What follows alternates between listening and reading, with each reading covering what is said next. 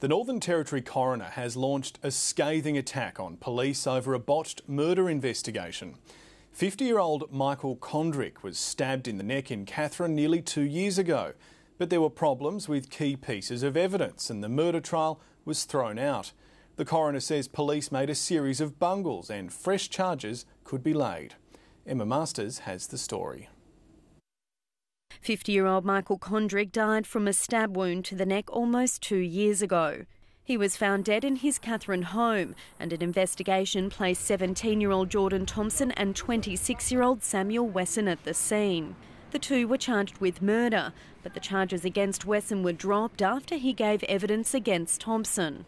In his findings, the coroner Greg Kavanagh highlights a series of bungles in the investigation, which led to Thompson's murder trial being abandoned after new forensic evidence emerged.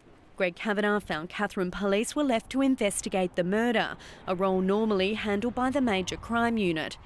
He says that was a critical error because Katherine investigations lack the resources and expertise to conduct such a complex investigation. He says police failed to appoint a crime scene manager and says there was no blood pattern analysis, which might have critically connected one or the other suspect with the stabbing. The coroner also criticises the treatment of Thompson in custody. He was held in isolation for 85 hours without a mattress or water. But police aren't the only ones in the firing line. Mr Kavanagh calls into question the credibility of the two suspects and their statements to police and the court.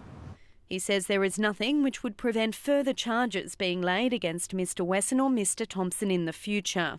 The coroner has called for police to address the problems and guarantee his recommendations are implemented. Emma Masters, ABC News.